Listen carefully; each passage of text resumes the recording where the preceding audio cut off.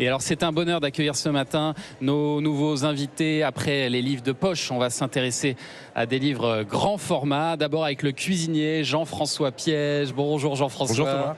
Et merci d'être là. Et la spécialiste du bien-être, Natasha Andrews. Bonjour Natasha. Bonjour Thomas. Bienvenue. Alors Jean-François Piège, votre dernier ouvrage de recettes, c'est le grand livre du grand restaurant. C'est chez Hachette Cuisine. Il est là. Et Natasha Andrews, votre livre Flows, on le montre aussi sur le bien-être, est disponible également chez Hachette. Est-ce que vous avez déjà dîné chez Jean-François Piège, Natasha? Je n'ai pas encore eu de la chance. Pas encore. Mais peut-être on va se retrouver à Gordes bientôt, dans cet magnifique hôtel des Arelles, j'espère. C'est ça, il a quelques adresses. Hein, voilà, j'ai un restaurant.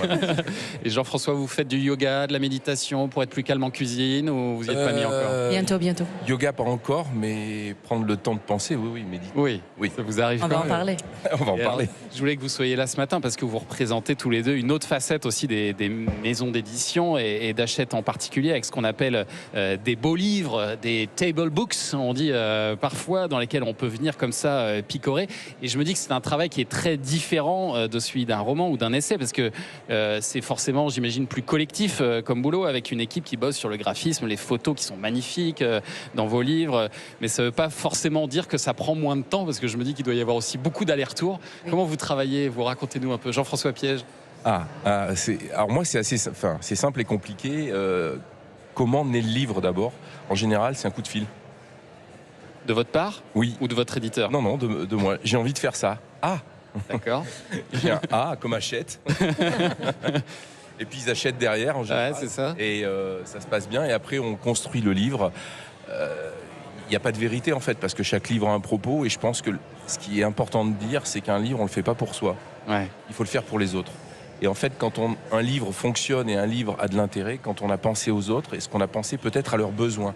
Si on ne fait que se raconter, si on ne fait que dans un livre pratique, que se faire plaisir, oui. Que se faire plaisir. Je l'ai eu fait, c'est dans mes premiers livres, mais ça, il faut vite arrêter parce que c'est pas ça un livre. Un livre, c'est partager quelque chose au plus grand nombre et trouver l'intérêt, le goût de l'époque. Et vous, Natasha Andrews, comment vous avez travaillé pour ce livre? Alors, c'était un processus très créatif qui était d'ailleurs important pour moi parce que, en fait, chaque projet que j'approche est toujours avec cet aspect très créatif et j'avais envie de faire quelque chose qui inspire, qui donne envie, qui soit beau, parce que surtout avec le bien-être, je pense que c'est très important. Faire un bel objet. C'est ça, et de pouvoir se projeter, que voilà, on regarde les photos, on lit des textes, des citations, et qu'on soit inspiré pour prendre soin de soi. Je trouve que ça traverse la beauté. Et alors là, vous, Jean-François, vous publiez carrément 2 bouquins. Le grand livre du grand restaurant, ça c'est un livre de recettes où vous racontez aussi l'histoire de votre maison, hein, le grand restaurant. Et Ma cuisine française à la poule au pot, restaurant où vous officiez depuis 2018, qui fête ses 90 ans. Ouais, c'était des années anniversaires, hein, ça fait 100 ans. Mais c'est pas moi, hein, c'est les restaurants qui ont cet âge-là. Et alors je me suis demandé, est-ce que votre éditeur, il vous conseille, après un livre chic, de sortir dans la foulée un ouvrage un peu plus terroir, plus abordable? Comment ça fonctionne, ça? La succession de livres. Je parle du prochain alors. Le prochain, c'est un livre pour les enfants. Ah oui, d'accord. Ah, c'est encore un autre public. C'est encore autre chose. Ça. Parce qu'en fait, c'est une observation qu'aujourd'hui, les enfants ont une place importante dans la famille. Et c'est vrai que parfois, il faut leur faire à manger. Donc, si on a un livre, ça peut être pas mal aussi. Ouais. Les photos, elles sont incroyables dans ce livre. Là, alors, ce livre... Il y a toute une équipe qui bosse là. Je me suis inspiré d'un autre grand cuisinier qui est disparu, qui a fait un livre chez Robert Laffont, pas chez Hachette, mais il l'avait titré avec un journaliste, La cuisine, c'est plus que des recettes. Et en fait, dans ce livre, j'ai voulu dire qu'un restaurant, c'est plus que des recettes. Et donc, c'est pas un livre de recettes. Il y a des recettes, mais il n'y en a que 30, ce qui n'est pas beaucoup pour un livre. Mais je raconte par étapes, en 10 étapes, les 10 étapes importantes de la création d'un restaurant. C'est ça. Et alors vous, Natasha Andrews, votre livre Flow, je le trouve absolument magnifique, mais alors plus inclassable, parce que je me dis, à la FNAC, ils doivent se demander dans quel rayon on va le mettre, le livre de Natasha Andrews, parce qu'il y a à la fois des recettes, du yoga, des conseils de bien-être. En fait, vous avez voulu rassembler un peu toutes vos connaissances dans un livre. C'était ça l'idée?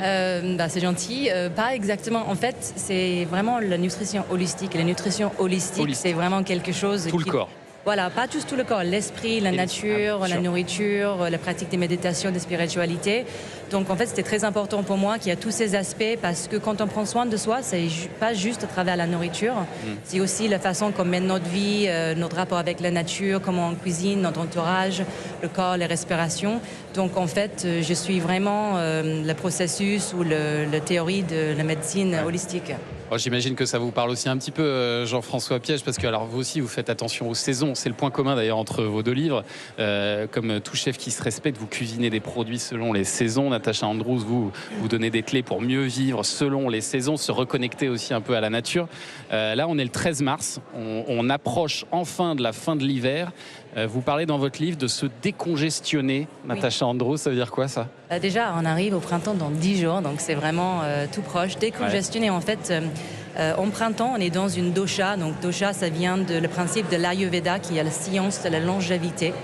Et en fait, les doshas, c'est l'aspect du corps qui décrit un peu ce qui se passe à l'intérieur et aussi ce qui se passe dans la nature. Donc au printemps, c'est kapha, et c'est l'humidité, c'est l'eau, c'est l'air.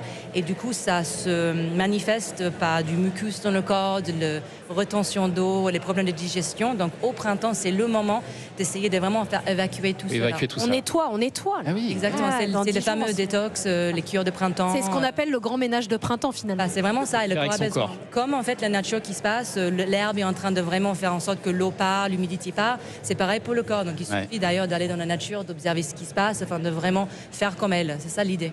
Et on retrouve plein de conseils dans ce livre Flows. Allez, dans un instant, on va donner le bâton de parole à Sébastien Bordenave avec une BD, alors vraiment parfaitement adaptée à la situation. Là, oui, puis on va parler de BD parce qu'on n'est pas loin du stand d'Albert René, du No, il y a des mangas, donc on va parler de BD. C'est parfait, on revient tout de suite.